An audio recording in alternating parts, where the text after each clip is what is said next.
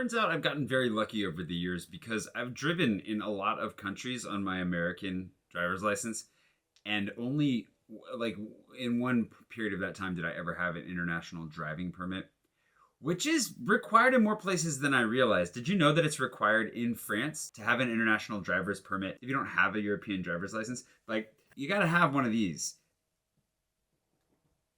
I've spent my entire time in France without one of these until recently. And while I actually don't need this for France anymore because I do have a French driver's license, there's a lot of the rest of the world that I'd like to go see.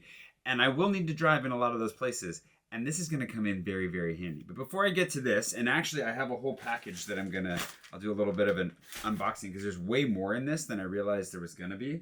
Let me first tell you a story about the first time that I had an international driver's permit and why it's not exactly what you think it is. When I lived in West Africa, I was with a medical organization, and they required that any of us that were going to be driving had an international driver's permit.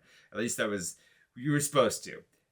Not everybody did, but I happened to be a fairly good goody two-shoes back then, and I had all my ducks lined up. Included in that was an international driver's permit. A lot of people talk about it as if it's an international driver's license, but the reality is that it's a translation document for your existing license. This thing doesn't actually act as a government-approved ID on its own. You need to have your driver's license. What this does is it makes it possible for somebody like a police officer who pulls you over and wants to read your license, but doesn't speak your language. This makes it possible for them to understand it and then, hopefully keep you out of trouble. Especially because in some countries, like France, they won't ask you for this when you rent a car, but if you get pulled over and you don't have it, you could get fined. It's technically illegal here, but if you don't know that,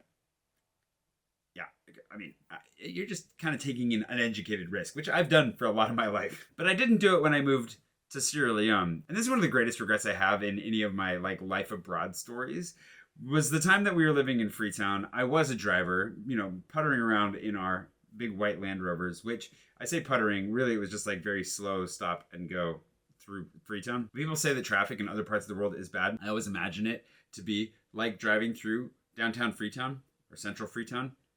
And it never is. So when I go to places like India or elsewhere where people say the traffic is super bad, I was like, it could be worse. And I realize this is a sidetrack, but to give you an idea of why, imagine a 2-lane street where you're basically just barely able to squeeze past each other anyways, because there are gutters that are a couple feet deep on either side. They're open and they're full of who knows what. And then people walking, a crowd of people walking alongside you between the cars through all that mess, and a whole lot of motorcycles doing the same thing. From the port where I lived to, let's say, lunch about 1 kilometer away, it would take you anywhere from 45 minutes to an hour. We have a lot of stories about Freetown, but the deal was, when we first got there, apparently we didn't need these. The government was happy to accept, I guess, our ship identity or our driver's licenses. Basically, they were going to trust that if you're driving one of these vehicles, you have been vetted, everything is fine. Somewhere along the lines, things changed. And they said, no, you actually need to have one of these. Or if you want, you can come down and grab a driver's license from us. Now, whether this is because there were problems with the local police not knowing for sure what the rules were, what the deal was, there's probably some issue down on the ground that they figured this would clear all of this up. Fortunately, I had my international driver's permit. Unfortunately, this led me not to do anything about it when they offered us the opportunity to get the driver's license, because I could have just gone and swap my driver's license for a Sierra Leonean driver's license, a Washington State driver's license that was going to expire shortly thereafter anyways, and I didn't do it. I don't know why. I probably was stressed out. I probably thought, I don't want to go spend half a day at a police station sweating it out with a whole bunch of people. But I regret it to this day, because everybody that did do that, including one guy that I knew who made an entire 3-piece suit out of local fabric just for the photo for that driver's license. He made a full event out of it. They all got to walk away with these driver's licenses from Sierra Leone, and who the heck has one of those? And I know that has to be the most random, unique, living abroad flex you could possibly have. But oh my gosh. To this day, it haunts me ever so slightly. I have a collection of old IDs, and that one's not in there. It's tragic. Now, while I don't need one of these in France anymore personally, because I do have a French driver's license, if you're visiting France, you're going to want one just to be safe, because technically, legally, you have to have one. The inside of it looks kind of like this. It's just translating the sections of your driver's license into 12 commonly spoken languages, so that in over 150 countries around the world, if you get pulled over or you want to rent a car or a scooter, you've got this handy and you can demonstrate that you have a driver's license and you can drive. They warned me that in Bali, you're able to rent a scooter without one of these, for example, but if you get pulled over, you'll get fined for not having it. But it's not just this big paper one. You can see my face there. They sent more stuff. What was really confusing for me, I didn't know that I was going to get a big package like this, and I believe this is like a travel wallet, I think. But I only know that because I Googled it before I opened this, because like, why is this package so thick? In here, in this international driver's permit, it came with a plastic card version that also has my mug on it, some fun stickers, a VPN offer, more stickers, and it's got a little like bucket list checklist for France on the inside, which is very nice. How many of these have I actually done? Done the Eiffel Tower, I've done a river cruise, done the old quarters of Paris. Let's say I've done 12 and a half things on this bucket list already. That's kind of cool. I didn't know that. But what's in here? They FedExed it to me. It came very quickly. And I think what surprised me was the bulk of it, like the weight of it. And that's because it came with this really nice travel wallet. Whoa!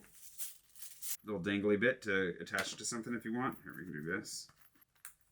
This is nice. I did not think that it would come with this. What a nice surprise. So if you're looking for a little bit of an additional travel wallet, comes with it. I don't think you're supposed to put the stickers on it, but you probably could. It smells good. Anyway, I've been really wanting to road trip France a lot more. I've shared about that in the past. This last couple of years, it hasn't proven to be feasible for so many reasons, but life has been very Paris-centric and London-centric for a number of reasons, which we can get into in the future as well. But I've been very much in the Paris-London orbit for the last year especially. So it's funny because when I got my driver's license here, I imagined that I would be road tripping more. It's part of what led me to get a dog. I thought, you know what, if I'm going to road trip, I got to have a dog to go with me because I don't want to do this alone. Having this makes me feel equipped for some of the travel that I would really like to do in Asia. And now it's like, well, I'm torn.